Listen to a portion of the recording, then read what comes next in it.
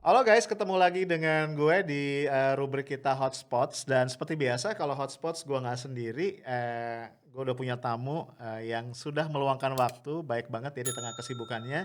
Kita akan ngobrol-ngobrol seputar demokrasi kita dan hal-hal yang terkait dengan itu.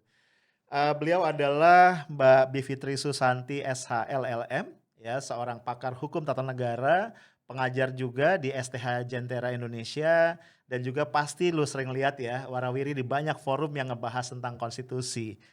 Gua sapa dulu ya. Selamat pagi Mbak Bibip, apa kabar? Selamat pagi, Bang Arif. Kabar baik, alhamdulillah. Sehat ya Mbak ya? Sehat. Oke. Ya Mbak, ini thank you Mbak udah meluangkan waktu karena banyak banget nih isu yang berkaitan dengan konstitusi kita yang juga terkait sama demokrasi yang kayaknya asik nih buat kita kulik bareng-bareng. Mbak, ini belakangan sangat santer suara-suara mengenai apa namanya amandemen kelima terhadap Undang-Undang Dasar kita. Nah, Mbak sebagai seorang yang menggeluti hukum tata negara, konstitusi itu ngelihatnya gimana, Mbak? Ini suara ini murni suara masyarakat kah? Atau menurut Mbak Bibip nih ada agenda-agenda tertentu di balik keinginan ini? Gimana Mbak Bibip? Iya, tadi saya langsung tertawa ketika Bang Arif bilang, ini aspirasi masyarakat kah gitu, karena jawabannya jelas tidak. Oke. Jadi saya kira itu justru yang menggelisahkan buat kami-kami yang belajar hukum tata negara, karena memang amandemen konstitusi itu kan biasanya mengikuti ataupun diikuti oleh suatu peristiwa politik yang luar biasa. Ya, Ya. konstitusi ini bukan undang-undang soalnya. Nah, Mhm. seperti tahun 98 dulu karena Soeharto jatuh, kita amandemen kan 99 Mhm. 2002. Nah, ini kan apa ya? Mungkin kalau bahasa sehari-harinya out of the blue begitu ya. Hmm. Sekonyong-konyong tanpa ada peristiwa politik apapun yang luar biasa, elit politik mau melakukan perubahan. Katanya soal haluan negara, kemudian ada juga diskusinya katanya soal uh, presiden 3 periode dan lain sebagainya. Tapi saya mau dari dasarnya dulu tuh, bahwa ini bukan aspirasi rakyat, karena kalau Ya. kita lihat saja ya, baik secara adalah ya yang sudah melakukan survei maupun secara pengamatan kualitatif, kita bisa lihat rakyat lagi tidak terlalu memikirkan soal-soal yang sifatnya mengubah konstitusi, tapi lebih kepada hal-hal yang sehari-hari. Orang kita Mhm. demonstrasi besar soal revisi Undang-Undang KPK, Undang-Undang Cipta Kerja, bicara Mhm. soal miras, dan lain sebagainya ya. Kan kita tidak membicarakan haluan negara dan lain sebagainya. Jadi kelihatan bahwa ini adalah maunya elit politik. Ya, jadi kita Mhm. jadi punya tanda tanya besar di kepala kita masing-masing, apa sih maunya elit politik ini sebenarnya mau dibawa kemana bangsa ini, seperti itu Bang Arif. Oke, ini jadi menarik nih, Mbak. Mbak, kalau ini Iya, adalah kemauan elit politik, Mbak, kan kita sekarang ini sedang didera pandemi ya, Mbak, ya, dan kayaknya fokus masyarakat antara lain ke situ kan, how to survive in this condition. Menurut Mbak, Bibip ini ada memang kesengajaan memanfaatkan kelengahan masyarakat kah kalau menurut dugaan Mbak Bibip? iya, banyak faktor ya. Salah satunya memang itu. Dan Mhm. kenapa saya mengiyakan soal kelemahan fokus kita belakangan ini, karena kan kelihatan juga misalnya waktu Undang-Undang Cipta Kerja. Ya. Itu juga ya, karena kan kita nggak bisa, ibaratnya demonstrasi pun kan juga sebenarnya melanggar prokes gitu ya. Jadi Mhm. juga semakin sulit, terus mau memberikan masukan ke Senayan juga terhalang konteks pandemi gitu. Jadi saya Mhm. kira ada faktor itu fisiknya ya. Dan kemudian dari Mhm. segi fokus perhatian juga tentu saja kalau bicara pandemi kita tidak hanya bicara vaksin dan masker, tapi kita bicara ekonomi juga kan. Banyak yang Oke. mungkin kehilangan pekerjaan dan lain sebagainya. Sehingga kalaupun ada protes ya akhirnya protesnya hanya dari kalangan kelas menengah ke atas Mhm. gitu ya. Terus Mhm. terang aja kan seperti kita ini kan sebenarnya sedang sedang membincangkan ya, dalam arti kalau saya posisinya tidak setuju begitu. Tapi Mhm. kan kita yang barangkali bisa bersuara lantang, punya Mhm. media seperti ini. Bagaimana dengan orang-orang di kampung ya, di luar Jawa dan lain sebagainya yang fokusnya memang tidak ke sini.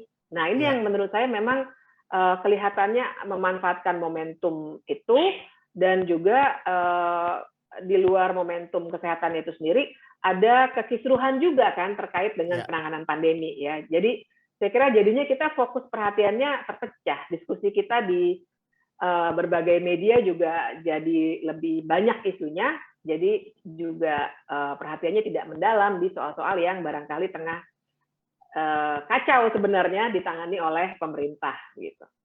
Yes. Mbak Bibip, misalnya Mbak, kalau kita sampingkan dulu tadi dugaan-dugaan ini kayaknya nih sengaja ngambil celah dan lain-lain. Tadi kalau saya nggak salah nangkep Mbak Bibip bilang secara substansi pun Mbak Bibip sebagai orang yang mengerti tata negara ini nggak setuju ya Mbak ya. Kan yang mengemukakan ini dua ya Mbak, mengenai apa pemberlakuan kembali GBHN yang kemudian disebut sebagai PPHN ya Mbak, pokok-pokok haluan negara, dan satu lagi adalah rencana menambah masa jabatan presiden. Jadi saya Ya. penasaran nih, apa sih yang membuat Mbak Bibip merasa secara substansi ini sebenarnya layak ditolak gitu, Mbak? Iya, dua hal ya. Pertama dari haluan negara dulu. Pertanyaan besarnya selalu kalau kita melakukan amandemen konstitusi, sebenarnya dampak ke rakyat tuh apa? Pertanyaan Oke. kuncinya harus selalu itu, karena kan at the end of Mhm. the day kita bicara rakyat nih, bukan bicara Ya. elit politik. Nah, haluan negara itu sebenarnya kalau masuk konstitusi dengan konteks sistem presidensialisme kita yang sekarang sudah semakin kuat gitu ya sistem presidensialnya, itu tidak ada dampak hukumnya sama sekali. Oke.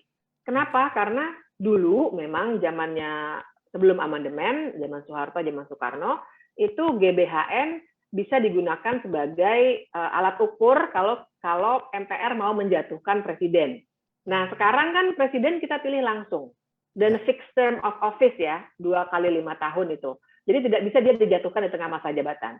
Nah, jadi kalaupun ada PPHN atau apapun nanti namanya, maka sebenarnya tidak ada implikasi hukumnya. Kalau Oke. dikatakan, oh gunanya itu benar-benar haluan negara, sudah ada. RPJM, Rencana Pembangunan Jangka Menengah, Rencana Pembangunan Mhm. Jangka Panjang juga ada. Mhm. Dan sifatnya, kalau kita bandingkan dokumennya ya, GBHN zaman dulu dengan RPJM, RPJP, itu yang sekarang tuh lebih kekinian gitu. Maksud saya lebih kekinian, Oke. lebih konkret, ada indikator, ada tolak ukur keberhasilan begitu ya. Jadi Mhm. sebenarnya kalau dalihnya adalah oh kita nih nggak ada haluan, ada RPJP, Mmm. RPJM. Oh perlu haluan yang lebih besar. Nah itu tujuan negara yang ada di pembukaan UUD 1945 itu sudah bisa berlaku ratusan tahun kan itu ya karena memang Ya, ada ya. di konstitusi kan yang mencerdaskan kehidupan bangsa dan seterusnya itu loh ya kita Ya. suka baca waktu upacara Yes. Pancasila juga haluan negara jadi Ya. eh, sebenarnya tidak dibutuhkan gitu oleh rakyat secara konkret karena nggak ada Ya. implikasi hukum tata negara sama sekali. Mhm. Nah, Mhm. sedangkan kalau soal presiden 3 periode juga tidak ada efeknya, malah efeknya Mhm. buruk. Kalau tadi Oke. sekedar sekedar unfaedah begitu ya. Kalau Ya. sekarang ini efeknya buruk kalau yang 3 periode. Mhm. Mhm. Paling tidak ada dua sebab, Bang Arif. Pertama, eh, kita tahu ya ada ini power tends to corrupt itu real. Ya. Kalau seseorang sudah kelamaan duduk di suatu jabatan, ada kecenderungan dia akan korup tuh bukan sekedar tindak pidana korupsi ya, tapi Mhm. dia menjadi korup tuh rusak begitu. Ya, jadi Mhm. bisa korupsi, bisa juga misalnya ada pelanggaran HAM dan lain sebagainya. Ya. Dan tolong juga saya paham Pak Jokowi tentu saja presiden yang sangat populer, Ya. tapi harap diperhatikan kalau kita bicara presiden 3 periode, itu artinya yang tidak berganti bukan hanya Pak Jokowinya seorang, tapi kan Iya. orang-orang di sekitarnya ini loh, yang Betul. kita sebut sebagai elit politik atau Mhm. oligarki atau apapun. Nah Mhm. ini yang jadi bukan soal kita anti Pak Jokowi atau apa, tapi Iya. ada elit politik yang akan terus-menerus mengikuti dan memang ingin mempertahankan keelitannya itu sampai Mhm. 3 periode. Nah Iya. yang kedua, saya kira juga sama penting nih.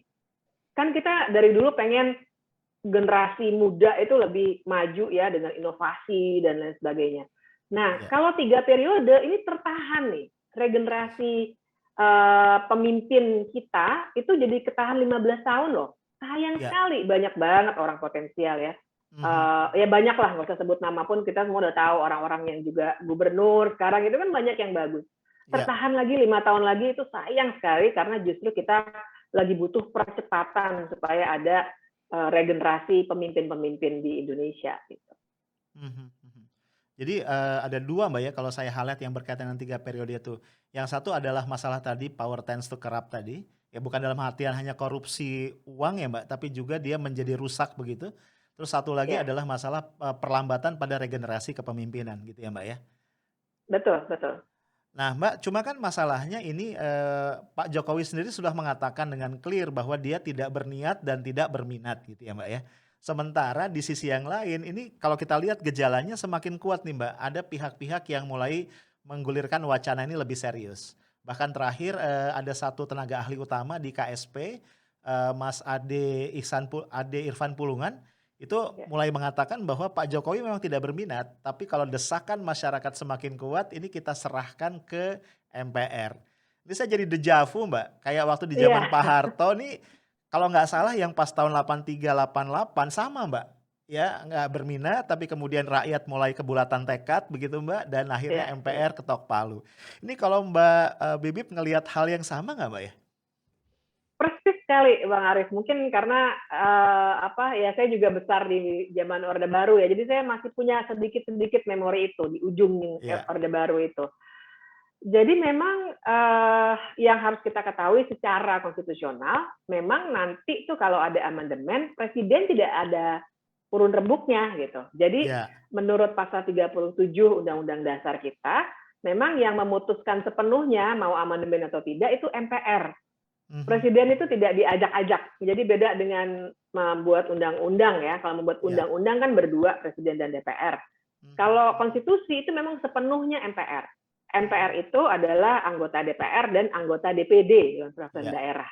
Nah, jadi kalau ada yang mengusulkan nanti sepertiga dari total anggota MPR saja itu sudah bisa mengusulkan suatu pasal-pasal yang mau diamandemen. Nah, nanti mhm, kalau sudah masuk barangnya gitu ya, jadi proposal yang resmi, sudah tinggal mayoritas MPR setuju, itu bisa ketok palu. Presiden oke, tidak akan ditanyai pendapatnya, hanya partainya. Ya, jadi saya kira mhm. deja vu itu nyata dan ini yang saya kira kita semua harus khawatirkan dan makanya harus diramaikan terus supaya jangan sampai bahkan masuk ke dalam agenda MPR nanti gitu. Nah, Mbak, ini kalau ngomong-ngomong begini kekuatan-kekuatan di luar presiden kan akhirnya mau nggak mau publik mengait-ngaitkan dengan hal-hal lain ya, Mbak. Misalnya, ini kan konsolidasi kekuasaan di tangan apa pihak yang di pemerintah ini semakin kuat, Mbak ya. Apalagi kemarin kita dengar ada apa pencaplokan Partai Demokrat segala macam sehingga oposisi semakin lemah di parlemen. Padahal anggota parlemen ini juga anggota MPR ya, Mbak. Jadi saya bayangkan Betul. kalau misalnya Demokrat kemudian akhirnya tidak lagi di barisan oposisi, begitu ya. Ini kan tadi yang sepertiga bisa mengusulkan di MPR tadi, kemudian 2/3 menyetujui, itu kan akhirnya sudah di depan mata gitu ya, Mbak, ya? Betul nggak, Mbak, Betul gitu betul. hitung-hitungannya? Iya, jadi, saya sambil cari-cari datanya, saya pernah buat hitung-hitungannya, tapi nggak apa-apa, nggak usah persis angkanya ya. Tapi intinya Mhm, memang, eee, anggota DPR itu kan kalau hitung-hitungan ya, 575 sekarang, iya betul, anggota DPD 130 berapa, 8 ya kalau saya tidak salah. iya, Tapi intinya adalah dengan komposisi yang sekarang itu ibaratnya untuk mengusulkan saja tanpa Partai Demokrat pun sebenarnya sudah bisa karena sepertiga mhm, anggota MPR, MPR ya bukan DPR. Nah iya, kita juga tahu DPD juga sebenarnya bukannya total independen karena untuk anggota pengurus tidak boleh jadi anggota DPD, pengurus partai politik. Tapi anggota partai politik ataupun orang-orang yang terafiliasi dengan partai politik itu tidak menjadi masalah dan kita tahu ada juga di situ sehingga DPD dengan mudahnya bisa saja menyetujui begitu. Nah, mhm, apalagi kalau nanti ditambah Partai Demokrat begitu ya. Nah, tapi memang betul sekali. Jadi masalah demokrasi kita menurut saya sekarang adalah bahwa ada mayoritas yang luar biasa dari penguasa. mhm, Baik di soal amandemen kah ataupun undang-undang dan seterusnya. Dan kita juga harus ingat Partai Demokrat itu kan kemarin satu-satunya partai yang walk out waktu undang-undang Cipta Kerja ya. iya, Jadi iya, memang ya agak bandel lah gitu kalau di matanya pakai kacamata penguasa gitu. Jadi memang layak mhm, untuk dibungkam gitu. Nah ini yang yes, berbahaya buat demokrasi kita. Karena mhm, demokrasi yang tidak gaduh itu kan sebenarnya demokrasinya semu ya, jadinya betul, prosedural aja.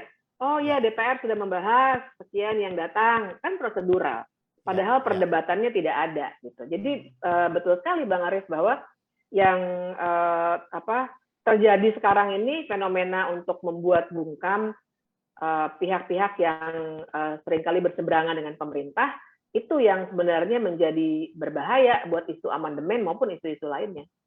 Oke.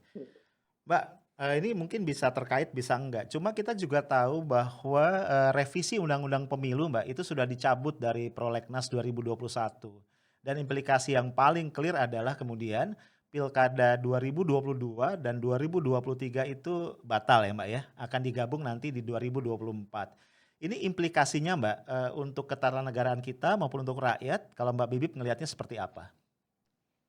Ya, ini juga suatu hal yang pelik nih ya, Hmm, karena di satu sisi memang direncanakan dulu 2024 ya, tapi ya, begini masalahnya, implikasi ketatanegaraan adalah berarti akan ada banyak pelaksana tugas ya.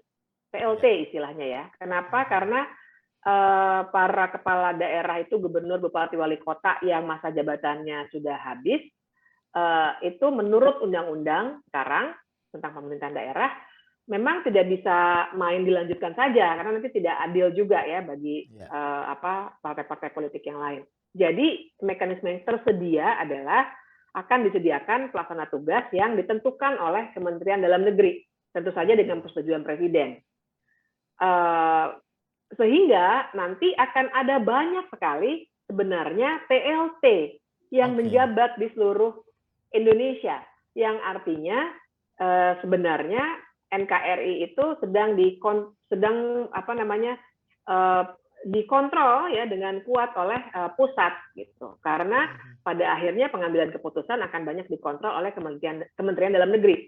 Nah ini dilemanya tadi, kenapa saya bilang dilema, karena di satu sisi waktu saya coba pikirkan gimana ini ya, hanya itu yang tersedia, Ya, mekanisme ketatanegaraan PLT itu yang tersedia. Memang mereka tidak boleh mengambil keputusan yang keputusan tertentu begitu ya, yang terlalu signifikan maknanya bagi pemerintahan daerah, tapi tetap saja ini artinya ada kontrol yang luar biasa dari pusat, karena yang menentukan betul-betul hanya Kementerian Dalam Negeri dan Presiden, bukan mhm, rakyat gitu.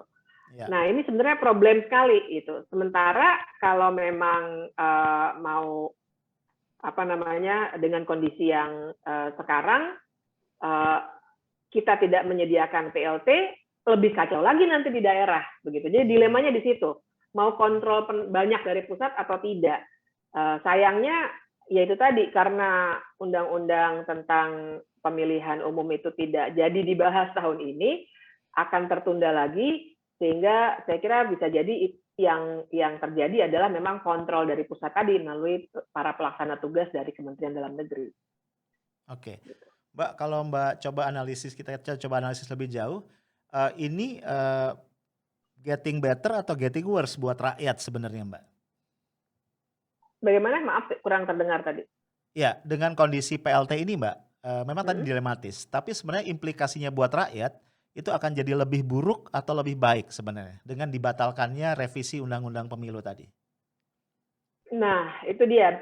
Kalau menurut saya sih lebih buruk ya, karena artinya saya kira akan ada cukup banyak pembangunan yang akan terhambat di daerah. Karena Mhm, betul bahwa PLT bisa meneruskan ya program-program itu, tanda tangan kan sebenarnya kan itu implikasi hukum tata negara dan hukum administrasi negara. Jadi misalnya ada mhm, anggaran yang harus dikeluarkan, bisa tanda tangan lanjut pembangunan. Tapi ada hal-hal baru yang mungkin inovasi baru, mungkin program baru yang harusnya ada dari seorang kepala daerah, jadinya pada paling tidak 2 tahun itu akan terhambat betul karena mhm, PLT tidak boleh mengambil keputusan-keputusan politik yang sifatnya baru gitu, yang oke, ya bahkan juga satu dari segi itunya ya kebaruannya, tapi juga kita harus ingat karena mereka dikontrol oleh Kementerian Dalam Negeri, maka kecenderungannya juga mereka di drop begitu ya.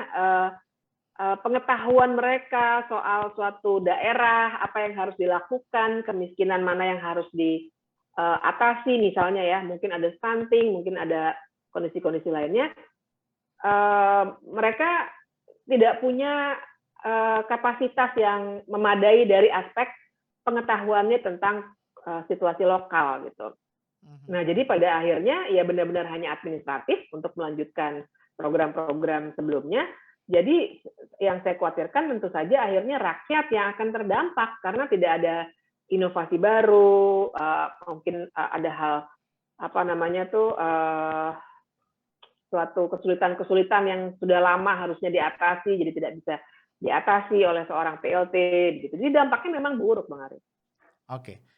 Mbak, ini kembali ke argumentasi pemerintah, Mbak, ketika mencabut revisi undang-undang ini dari prolegnas dan tetap 2024 ya, Mbak. Kan argumentasi pemerintah adalah kita ini sedang pandemi, sehingga kita perlu fokus nih kepada penyelesaian pandemi. Tapi kan kemudian orang mengkontraskan ya, Mbak, ya, dengan pilkada serentak 2020. Itu kan pandeminya lebih parah dari sekarang dong pasti ya, atau nanti dibanding di 2022. Kok bisa jalan? Kemudian juga waktu di 2020 pemerintah menggunakan argumentasi yang tadi, kalau tidak ada pilkada di 2020 akan muncul 170 PLT. Padahal kalau dibatalkan pilkada 2022-2023 itu ada 272 PLT. Berarti kan kemudian masyarakat awam menangkap ini kok pemerintah inkonsisten nih dalam memberikan argumentasi dari kebijakan yang diambil. Kalau Mbak Bibip ngelihatnya gimana, Mbak? Iya, betul sekali. Jadi kebetulan nih, saya memang minggu lalu itu baru ke Pengadilan Tata Usaha Negara Jakarta sebagai ahli untuk perbuatan melawan hukum oleh penguasa dalam konteks memutuskan pilkada kemarin Desember 2020. Jadi nyambung banget nih pertanyaan Bang Arif. Menurut saya memang mereka sangat tidak konsisten karena argumen yang diberikan di pengadilan itu memang ya itu tadi ya karena terlalu banyak PLT nanti dan lain sebagainya. Yang tidak konsistennya adalah satu kita harus pahami bahwa justru sekarang ini setahun nih sudah ulang tahun pandemi kita sebenarnya sudah banyak kebiasaan baru dalam proses pembentukan kebijakan yang sudah diadaptasi oleh pemerintah dan DPR. Jadi sebenarnya argumen itu sudah tidak relevan gitu. Dan kemudian juga yang kedua adalah situasinya sebenarnya tidak dalam konteks pembuatan kebijakan ya, sebenarnya tidak berubah begitu. Pandemi tetap ada, kemudian tadi sudah ada adaptasi dan seterusnya. Dan sekarang sebenarnya kondisinya bahkan sudah lebih baik gitu. Kalaupun kita mau berkaca pada ada data juga ya yang menunjukkan sebenarnya di seluruh negara di dunia mana saja sih yang melakukan pemilihan umum selama pandemi. Nah, Indonesia 2020 kemarin waktu Desember belum mencapai indikator-indikator itu. Sementara yang kita bicarakan ini kan sebenarnya masih tahun depan, di mana sebenarnya indikator-indikatornya itu sudah bisa tercapai ya, misalnya mungkin pola kampanye yang baru, tidak lagi pengumpulan massa dan lain sebagainya, yang juga bisa diambil dari evaluasi terhadap pilkada Desember 2020 begitu.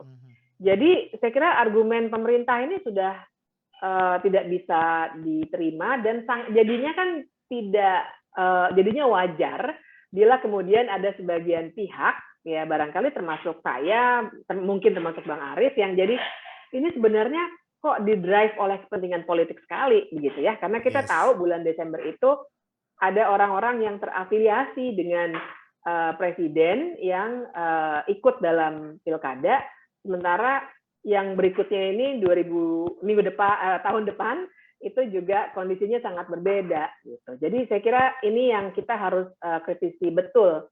Sebaiknya memang ada pembahasan karena saya juga baca tuh KPU juga akan kerepotan sekali kalau nanti terlalu mepet. Ya bahkan untuk pengawasannya, dana kampanye dan lain sebagainya itu nanti kalau terlalu mepet ya, ini kan ditunda pembahasannya ya. Kalau terlalu mepet nanti secara teknis itu akan sangat repot. Ya. Jadi saya kira ini suatu keputusan yang tidak bijak dari pemerintah. Mbak, ini misalnya Mbak, kejadian seperti diskenariokan pemerintah atau di undang-undang yang tidak jadi direvisi itu kan semuanya akan disatukan di 2024 Mbak. Kebayang nih bersama pemilu legislatif, kemudian bersama pilpres, lalu ada 514 kabupaten kota dan 34 provinsi.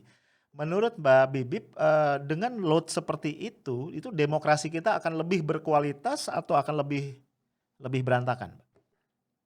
Bisa lebih berantakan sebenarnya. Jadi tadi ya faktor-faktor soal 514 dan seterusnya tadi sudah disebutkan barengan Pilpres.